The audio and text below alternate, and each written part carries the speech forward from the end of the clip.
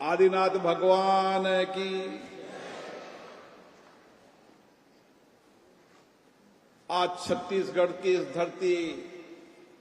रायपुर जो आध्यात्मिक धर्म संस्कृति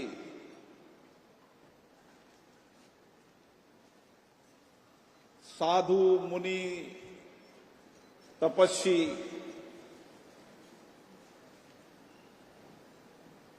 के कारण और जिन्होंने अपनी तप तपस्या त्याग से संपूर्ण समाज को नैतिक समाज, आत्मबल का समाज, आत्मनियंत्रण का समाज बनाने के लिए जिन्होंने अपना जीवन समर्पित कर दिया, उन सभी मुनिगणों को, साधुगणों को, साधी वंदन को और विशेष रूप से आज आचार्य परम पूज्य परवर विनय कुशल मुनि महाराज जी को का पधारोहण का कार्यक्रम हो रहा है। मैंने आज अखबार में पढ़ा, छोटी सी उम्र में बाल मुनि हंस बद्री महाराज ने जिस ज्ञान विवेकता के साथ, एकाग्रता के साथ, सत्वादन तपस्या से संपूर्ण समाज के अंदर तप तपस्या और शस्त्रवादन तपस्या से किस तरीके से एकात्म मन से हम ज्ञान को वर्धन कर जीवन को बदल सकते हैं, ऐसे बाल मुनि हंस बद्री महाराज जी के भी कल आप सबने देखा। आज ये धरती आध्यात्मिक धर्म की धरती हो गई है और विशेष रूप से इस आयोजन में छत्तीसगढ़ के यशस्वी लोकप्रिय मुख्यमंत्री माननीय विष्णुदेव साय जी 15 वर्षों तक जिन्होंने इस राज्य के आर्थिक, सामाजिक और लोगों के जीवन में बदलाव का काम किया और आज भी लोकतंत्र मूल्यों के लिए सतत प्रहरी के रूप में काम कर रहे माननीय डॉक्टर रमन सिंह जी, केंद्र सरकार में माननीय मंत्री श्री टोकन साहू जी, रायपुर लोकसभा के सदस्य हमारे मित्र ब्रजमोहन अग्रवाल जी, लोकसभा में हमारे साथ के साथी विजय बघेल जी, महेश कश्यप जी, श्रीमती कमलेश जागड़ जी और युवा मोर्चा में हमारे साथ काम किए राजेश मुनत जी, सभी समाज के बंधुओं को इस आध्यात्मिक धर्म संस्कृति के इस महान पर्व पर प्रणाम करता हूं। आज हम सब प्रसन्नचित हैं कि आज परम पूज्य परवर विनय कुशल जी महाराज को आचार्य का पदार्पण हो रहा है। आचार्य कोई पद नहीं,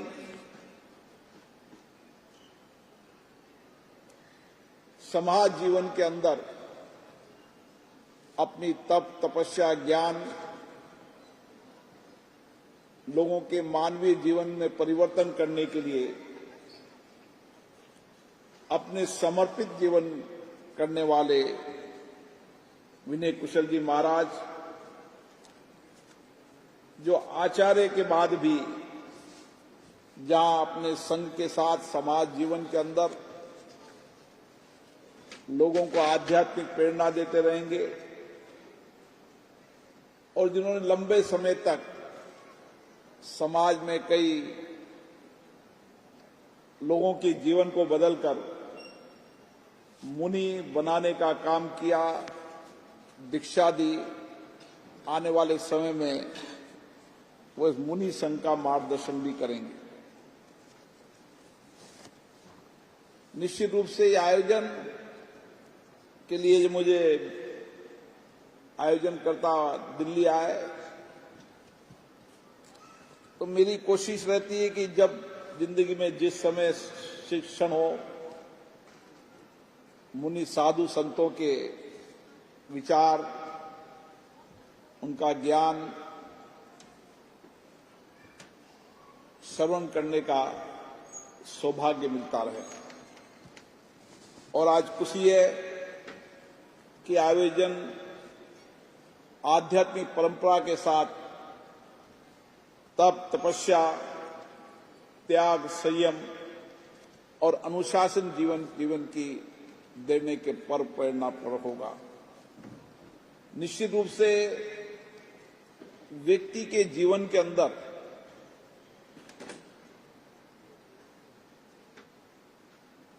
अगर मुनि संत गुरुओं का ज्ञान प्राप्त कर उनकी प्रेरणा प्राप्त कर हम भौतिक संसाधनों की सीमित दायरे के अंदर उपयोग करते हुए हमारे आत्मशुद्धि, आत्मनियंत्रण, मन पर नियंत्रण और किस तरीके से जितना मन पर नियंत्रण होगा, जितना आत्मशुद्धि होगी, उतने ही हम मोक्ष के रास्ते पे जाएंगे। और इसीलिए मुझे पता है कि मेरे यहां भी खतरगढ़ समाज का एक बहुत बड़े मंदिर है जहां मुझे मुनि आचार्यों के दर्शन करने का सौभाग्य समय समय पर मिलता रहता है। वे जीवन भर किस तरीके से अपनी शरीर को, मन को पहले खुद तपस्या से तपते हैं और उसके बाद उनका तपस्वी जीवन ही बिना बोले ही हमें प्रेरणा देता है। और आज जैन संत केवल भारत में नहीं, दुनिया के अंदर जैन दर्शन, जैन विचार को लेकर समाज जीवन में परिवर्तन का काम कर रहे हैं। एक नैतिक समाज जिसमें नैतिकता हो, जिस समाज के अंदर अहिंसा की पालन करने वाले लोग हों, जिस समाज के अंदर सत्य बोलने वाले हो,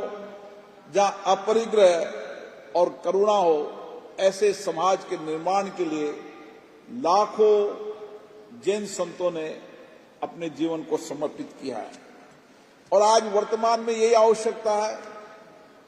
जब दुनिया में तनाव है उस समय शांति की आवश्यकता है। शांति का रास्ता अहिंसा से निकलेगा। जब अहिंसा होगी, करुणा होगी, दया होगी, जीव में भी दया का भाव होगा, करुणा का भाव होगा, तब हम विश्व के अंदर एक ऐसे समाज का निर्माण कर पाएंगे। इसलिए भगवान महावीर के विचार हमेशा, उन्होंने शांति की बात की, उन्होंने अहिंसा की बात की, अपरिग्रह की बात की, कि व्यक्ति जीवन में जब आता है तो भौतिक संसाधनों में लिप्त हो जाता है और जीवन में सोचता है कि भौतिक संसाधन ही हमारे सुख के साधन है, जबकि जीवन के अंदर भौतिक साधन कभी सुख के साधन नहीं हो सकते। सुख के साधन तो आत्मनियंत्रण से आएंगे, मन पर नियंत्रण से आएंगे मन शुद्धि से आएंगे और भगवान महावीर के विचारों से आएंगे। और इसीलिए इस अशांत समय के अंदर भी अगर हमें धैर्य रखना है, धैर्य से काम करना है, तो जैन संतों के विचारों को अपने जीवन में अपनाना पड़ेगा। और इसीलिए आज यहां पर हम सब संतों के त्याग तपस्या से, जिन्होंने अपने जीवन को, अब आप कल्पना कीजिए, पूज्य विराज मुनि जी ने 168 दिन उपवास कर जीवन के अंदर अपने शरीर को तपाया, समाज को दिशा देने के लिए, प्रेरणा देने के लिए। और इसीलिए आने वाले समय के अंदर जिस तप, अध्ययन, साधना से उन्होंने जो भी जीवन दर्शन के अंदर लिखा है, जो कुछ भी हमें आध्यात्मिक ज्ञान उनका मिलता है, निश्चित रूप से हमारा जीवन सही दिशा की ओर जाता है। और इसीलिए मुझे खुशी है कि सकारात्मक जीवन जीना है, जो जैन दर्शन, जैन विचारों को मानना है।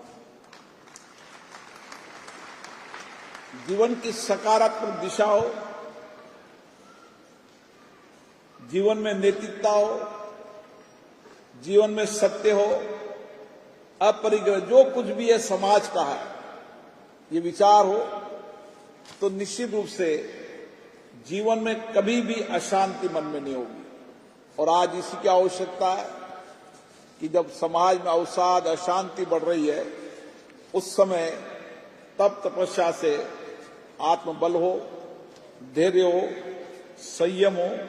अनुशासन हो, आत्मनियंत्रण हो, तभी हमारा जीवन सुखी हो सकता है। क्षणिक सुख भौतिक संसाधनों से आ सकता है, लेकिन जीवन का सुख तो जैन संतों के आशीर्वाद से मिल सकता है। आज पुनः मैं सभी जैन संतों को प्रणाम करता हूं। आचार्य के रूप में आज हमें खुशी है कि विनय कुशल जी महाराज जी को आज आचार्य पदार्पण होगा। और बालमुनि हंस पद जिनकी उम्र आप देखिए 14 साल है, जिन्होंने एलकेजी का भी अध्ययन नहीं किया, लेकिन उन्होंने इस शस्त्रवादन तपस्या से कितना ज्ञान अर्जित किया है। ये ज्ञान समाज के लिए, कल लोगों ने देखा किस तरीके से 1000 अक्षरों को उन्होंने लिपिबद्ध किया, और उनके ज्ञान तप तपस्या से एक छोटी उम्र के अंदर भी व्यक्ति जीवन को, समाज को क्या दे सकता है। निश्चित रूप से उनकी तप तपस्या हम सबके लिए प्रेरणा है। आज जितने भी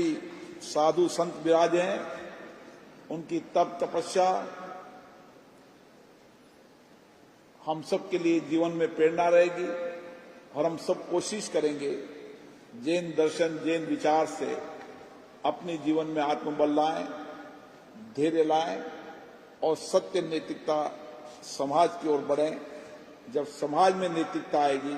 तो समाज में अपना बदलाव आएगा। इसलिए नैतिक समाज बनाने के लिए इन संतों को पुनः मैं प्रणाम करता हूं, जिन्होंने अपने जीवन को दिया। आप सबको बहुत बहुत धन्यवाद।